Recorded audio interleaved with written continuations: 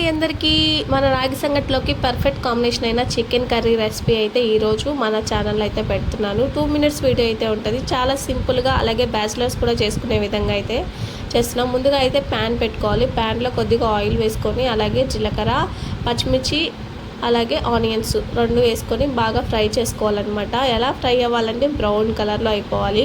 So అలా fry అయిపోయిన తర్వాత కొద్దిగా అల్లం వెల్లుల్లి పేస్ట్ కూడా వేసుకొని అల్లం వెల్లుల్లి పేస్ట్ పచ్చివాసన పోయేంత వరకు బాగా ఫ్రై చేసుకోవాలి. తర్వాత కొద్దిగా టమాటాలు కూడా వేసుకోవాలి. టమాటాలు కొంచెం చూసి వేసుకోండి, ఎందుకంటే మళ్ళీ స్వీట్నెస్ అయిపోద్ది. సో దీంట్లో కొద్దిగా పసుపు వేసుకొని పసుపు కూడా కొద్దిగా పచ్చివాసన పోయి ఫ్రై అయ్యేంత వరకు ఇలా కలుపుకోవాలన్నమాట. ఒక 1 మినిట్ తర్వాత మనం మెయిన్ డిష్ చికెన్ అయితే వేసుకోవాలి. చికెన్ అయితే బాగా ఫ్రై చేసుకోవాలన్నమాట ఆయిల్లోనే, ఎందుకంటే దీంట్లో ఆయిల్ ఫ్రై చేసుకుంటే టేస్ట్ చాలా బాగుంటుంది. సో దాంట్లో కొద్దిగా కారం, గరం మసాలా అన్నీ వేసుకోవాలన్నమాట. మీకు కారం ఎక్కువ కావాలంటే ఎక్కువ వేసుకోవచ్చు. సో మేమైతే కొంచెం లైట్గా స్పైస్ తింటాం కాబట్టి సో అందుకని నేను కొద్దిగా కారం వేసాను. ఈ కారం కొద్దిగా పచ్చివాసన పోయేదాకా బాగా కలుపుకోవాలన్నమాట.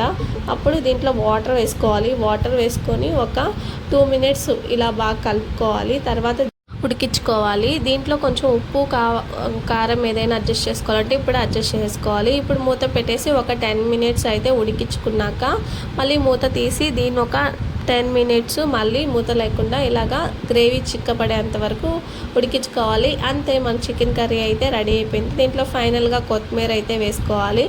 సో మనమైతే రాగి సంగట్లో అయితే దీన్ని పర్ఫెక్ట్ కాంబినేషన్. టేస్ట్ మాత్రం చాలా చాలా బాగుంటుంది. ఒకసారి ట్రై చేయండి. ట్రై చేశాక కామెంట్ చేయండి ఎలా వచ్చింది.